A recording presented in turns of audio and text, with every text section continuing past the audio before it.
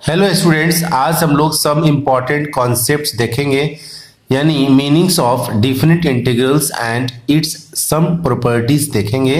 इस वीडियो में हम लोग डिफरेंट इंटीग्रल्स के बारे में और इसके कुछ प्रॉपर्टीज के बारे में समझेंगे, जानेंगे, जो कि आगामी प्रॉब्लम में यूज होगा। और बोर्ड का एग्जाम भी बहुत नज़दीक है, बोर्ड के एग्जाम के लिए भी ये बहुत ही इम्पॉर्टेंट है। आप इस वीडियो को ध्यान से देखेंगे। बिहार बोर्ड के स्टूडेंट या सीबीएसई बोर्ड के स्टूडेंट, दोनों बोर्ड के स्टूडेंट के लिए ये डिफरेंट इंटीग्रल्स कैलकुलस काफ़ी महत्वपूर्ण है। बिहार बोर्ड में तो ऑब्जेक्टिव क्वेश्चन में डायरेक्ट फार्मूला का यूज़ भी करके क्वेश्चन पूछा जाता है। तो आप बिहार बोर्ड के स्टूडेंट जो हैं वे ध्यान से इस वीडियो को देखेंगे, समझेंगे, जानेंगे। तो चलिए आज डिफरेंट इंटीग्रल्स के कॉन्सेप्ट को देखते हैं क्या होता है। जैसा आपका डिफरेंट इंटीग्रल्स कैलकुलस बनाने के लिए इंडिफिनिट का कॉन्सेप्ट आपका क्लियर होना चाहिए। इंडिफिनिट आप पढ़े हैं, मैंने पिछले वीडियो में इंडिफिनिट कैलकुलस के प्रॉब्लम्स को, इंपॉर्टेंट प्रॉब्लम्स को सिलेक्ट करके सॉल्व करके वीडियो के माध्यम से आप तक पहुंचा दिया है। उसका प्रैक्टिस भी आप कर लेंगे। चलिए, तो इसमें क्या होता है जानिए। डिफरेंट इंटीग्रल्स में जैसे मान लीजिए एफ ऑफ एक्स है, डी एक्स है, ये लिमिट होता है, ठीक है। ये आई ले लेते हैं, I is equal to A to B F X D X. तो एफ एक्स जो होता है कैपिटल हो जाएगा, चूंकि इंटीग्रेशन का मतलब ही होता है बड़ा करना। और ये ऐसे ब्रैकेट में ए टू बी, कमज़ोर से कमज़ोर स्टूडेंट इस वीडियो को देखेंगे, सभी को समझ में अच्छा से आ जाएगा। ये F of B minus F of A, इसमें सी नहीं देते हैं, ये आंसर हो गया, ठीक है। मतलब upper limit minus lower limit देते हैं। एक सिंपल क्वेश्चन ले लेते हैं इस पर बेस्ड। मान लीजिए एक्स स्क्वायर अपॉन 3 है और इसका इंटीग्रेशन करना है 0 टू मान लीजिए 1, ठीक है। तो आप क्या करोगे, 1/3 यहाँ कांस्टेंट बाहर कर लोगे। जो प्रोसेस है इंडिफिनिट इंटीग्रल कैलकुलस का, उसी प्रोसेस का यूज करेंगे। एक्स स्क्वायर डी एक्स है, ये 0 टू 1 है। अब यहाँ से 1/3 एक्स स्क्वायर डी एक्स, ये हो जाएगा एक्स क्यूब अपॉन 3। ये इंटीग्रेट कर लिया हमने 0 टू 1। चूंकि फार्मूला आप जानते हैं X to the power N का, X to the power N plus 1 upon N plus 1, ठीक है।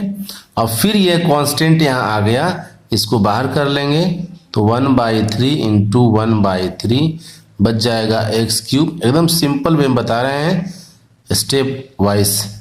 1/9 ये हो जाएगा 1 का क्यूब माइनस 0 का क्यूब, यानी ये तो 1 हो जाएगा, 1/9 आंसर आ गया, ठीक है। तो ध्यान देंगे। अब आइए डिफरेंट क्वेश्चंस रहेंगे, केवल मैं यहाँ पर कॉन्सेप्ट बताने जा रहा हूँ, प्रॉब्लम्स के साथ फिर नेक्स्ट वीडियो में हाजिर होऊंगा। अभी चलिए हम लोग इसके प्रॉपर्टीज़ के बारे में देखते हैं। ये तो रहा कैसे यूज़ किया जाता है, और प्रॉपर्टीज़ क्या है।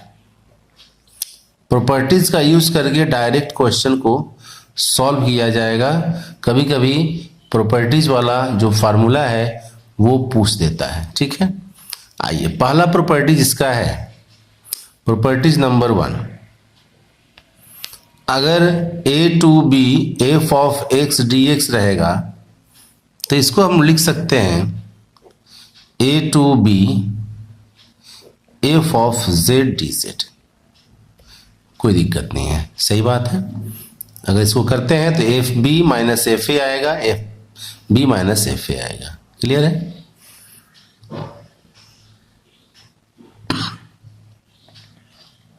Number 2, A to B F of X D X is equal to, minus लग जाएगा अगर तो लिमिट क्या हो जाएगा, चेंज हो जाएगा, F of X D X. Property याद रखेंगे आप। नेक्स्ट है A to B F of X D X, A to C F of X D X plus C to B F of X D X. Clear है?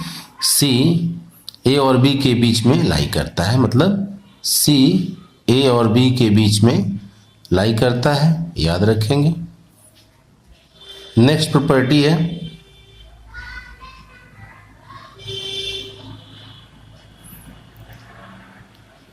0 to a f of x dx is equal to 0 to a f of a minus x dx। ये property बहुत ही important, मतलब अधिकांशतः इसी का use किया जाता है सवाल को बनाते वक्त। नेक्स्ट प्रॉपर्टी है, ध्यान देंगे, 0 to 2a f of x dx is equal to 0 to a f of x ये x dx plus 0 to a f of 2a minus x dx। Clear है? 0 to 2a f x dx is equal to 0 to a f x dx plus 0 to a f of 2a minus x dx करके बनाते हैं। ये 5 property यहाँ हो गया, बहुत ही important है। नेक्स्ट प्रॉपर्टी की ओर आगे बढ़ते हैं। Property number 6। प्रॉपर्टी नंबर 6 क्या है?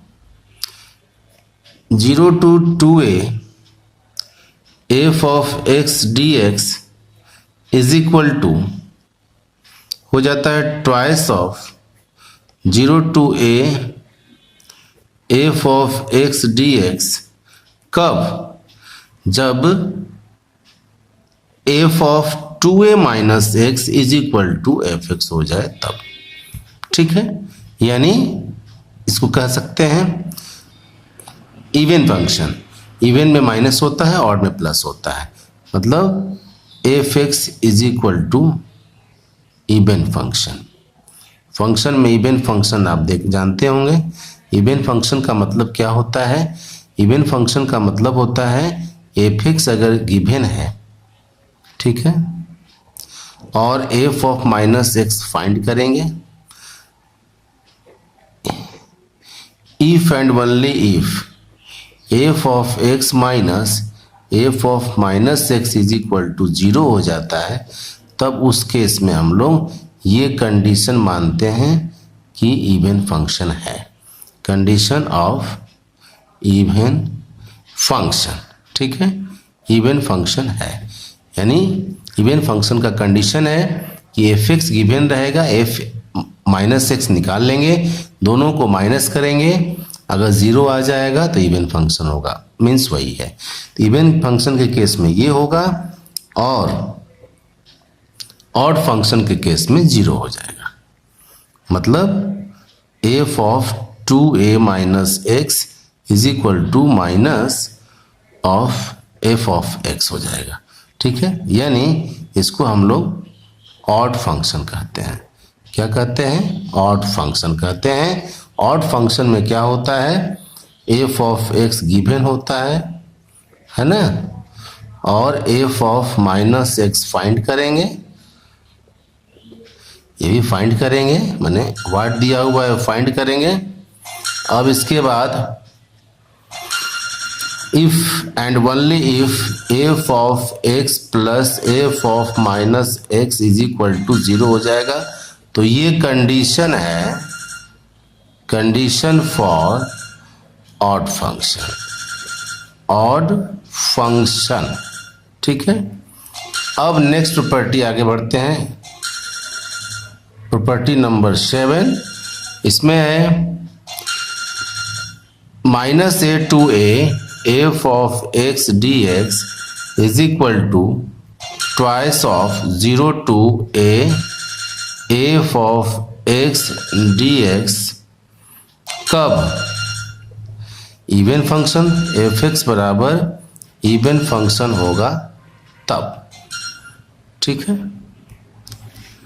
और यहाँ पर minus A to A F of X D X is equal to 0 होगा। कब? जब F X is equal to odd function होगा तब। क्लियर है? तो ये जो डिफरेंट प्रॉपर्टी मैंने आपको बताया, ये प्रॉपर्टी आपको प्रॉब्लम बनाने में यूज होगा। इन प्रॉपर्टीज को ध्यान में रखेंगे और सारे का प्रैक्टिस करेंगे ताकि प्रॉब्लम बनाते वक्त कोई कठिनाई आपको नहीं महसूस हो और आपका प्रॉब्लम बन जाए। ठीक है, चलिए अब इसके प्रॉब्लम्स के को लेकर के अगले वीडियो में मिलेंगे। तब तक के लिए जय हिंद, वंदे मातरम।